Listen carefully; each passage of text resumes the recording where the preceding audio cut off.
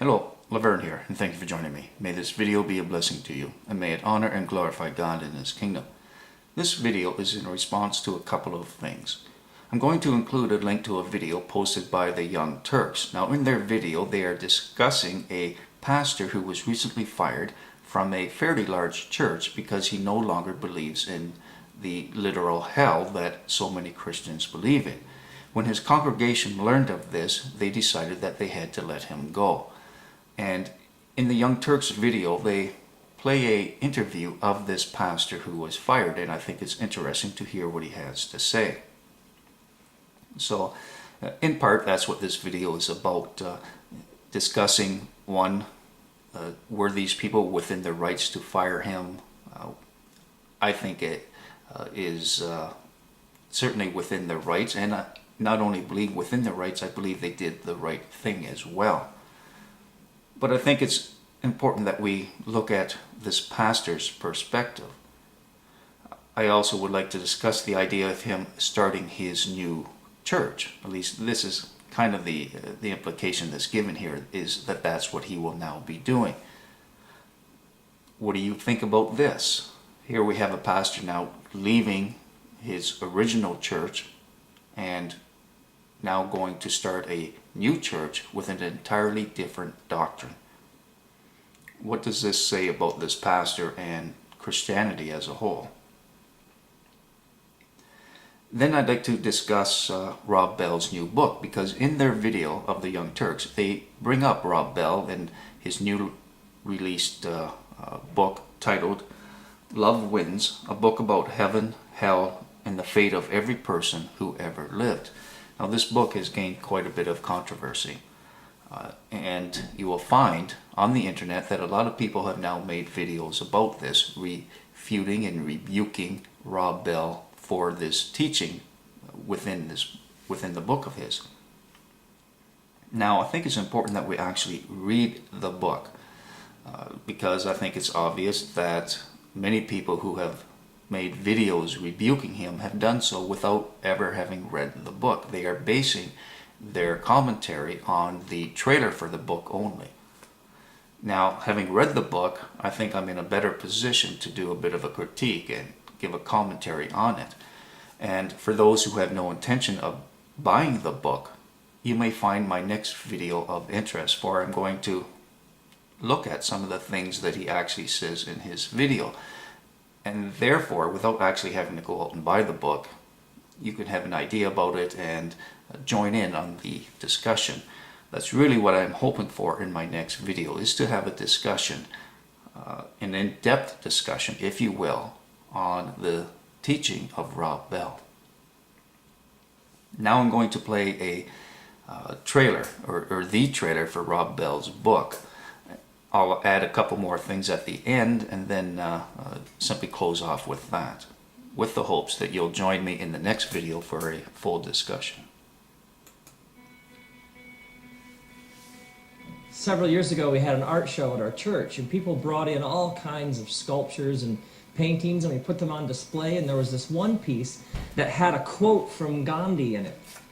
And lots of people found this piece compelling. They'd stop and sort of stare at it and take it in or reflect on it, but not everybody found it that compelling. Somewhere in the course of the art show, somebody attached a handwritten note to the piece, and on the note, they had written, "Reality check, he's in hell."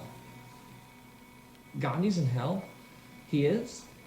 And someone knows this for sure and felt the need to let the rest of us know? Will only a few select people make it to heaven, and will billions and billions of people burn forever in hell? And if that's the case, how do you become one of the few? Is it what you believe, or what you say, or what you do, or who you know, or something that happens in your heart? Or do you need to be initiated, or baptized, or take a class, or converted, or being born again? How does one become one of these few?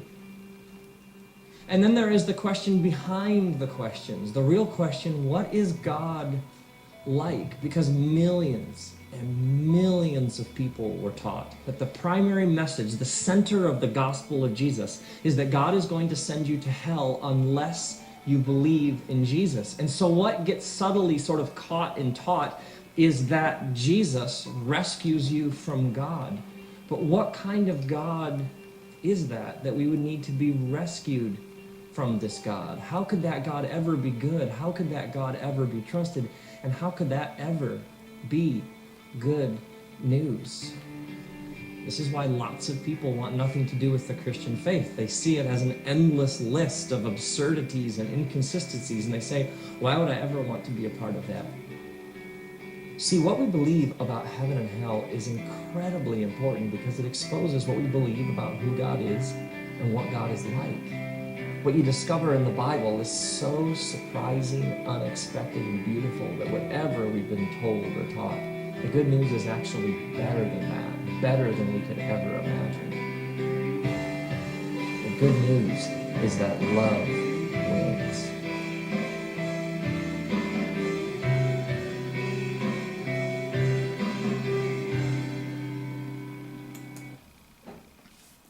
Okay, that's it for his trailer. I'm just going to give some brief points from his book. Not that we'll be able to get into full discussion about it, but just to give you an idea of some of the things that he talks about. A lot of his arguments actually are of a secular nature. They're the very same kind of arguments that we see coming against Christianity from non-believers. The idea that God must be evil if he condemns people to hell, that only an immoral God would condemn someone to hell. This is Rob Bell's belief. He tells us that God is all love, and that a loving God would never condemn someone to hell for all eternity. So he's really using secular reasoning. He's coming at this from not so much from Scripture as he is from a emotional, logical, and kind of man-made reasoning. So this is one of the problems with his book. The other thing about his explanation of heaven and hell, that they are not eternal, he even talks about this way in the sense of heaven, that heaven and hell is simply what we create in this lifetime on this earth. That heaven and hell is simply what we are doing with our life as we live it. And so he's not only doing away with the idea of a eternal and outward hell, but he's also doing away with the idea of a external heaven. And I think this is very different from even what universalists believe. Now, much of his teachings are right in line with universalism, and I think that's interesting, especially since he claims he is not a universalist. He gives an example of, or I shouldn't say an example, but he tells us that heaven isn't the way we picture it, and even the idea of mansions being in heaven is never talked about in Scripture. But Rob Bell is very mistaken when he tells us that mansions are not talked about in heaven. I'm just going to read from John 14, verses 1 and 2. Let not your heart be troubled. Ye believe in God, believe also in me. In my Father's house are many mansions. If it were not so, I would have told you. I go to prepare a place for you. And that's from the King James Version.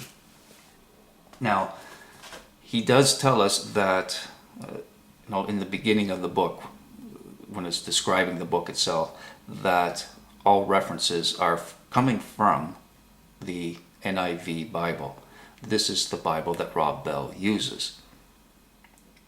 So you see, because he's using a particular Bible, he is missing out on some of what the Bible actually tells us. The Bible does explain that there are mansions in heaven. It describes a heaven that is very real and that is external.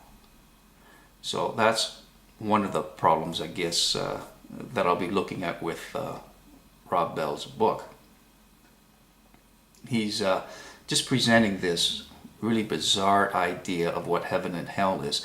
And even though on the cover of his book, in the title, he tells us that it has to do with explaining the fate of every person who ever lived, he doesn't actually do this. He claims that God, it would be evil to condemn anyone to hell. Therefore, he does not believe anyone is going to be in a real hell. This lines up with universalist teachings. So it's just really bizarre teachings. And what's amazing, or what I find disturbing rather, from this trailer that I just played, there are right now 141,078 views, and out of that 499 have given it a thumbs up, 444 a dislike. So it shows that there is this split, but what's disturbing is that so many people actually like this trailer and the things that he's saying. Now, he does ask some important questions. For example, Gandhi. Is Gandhi in heaven or hell? And can Christians actually make that judgment call and say with certainty that he is in hell? This is something I would like to discuss. Perhaps not even in the next video, but in this one. What do you think about Gandhi, and what are your reasons for believing that he is either in heaven or hell? There are some interesting points that I believe must be discussed, but the thing is with Rob Bell, the gospel that he is presenting is very much like a chocolate milkshake that has been laced with strychnine or cyanide.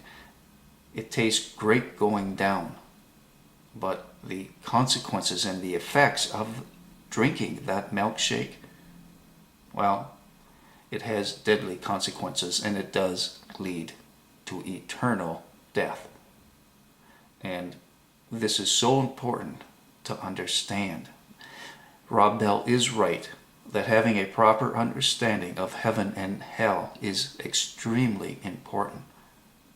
And having a wrong understanding, a misinterpretation of what heaven and hell is like, will lead many people down the wide path, making them believe, or having them believe, that they are on the narrow, when in fact they are on the path to destruction. Alright, as always, I look forward to comments and messages. I hope you will join me in an upcoming video where I go into fairly decent depth of Rob Bell's book. Till next time, peace and blessings.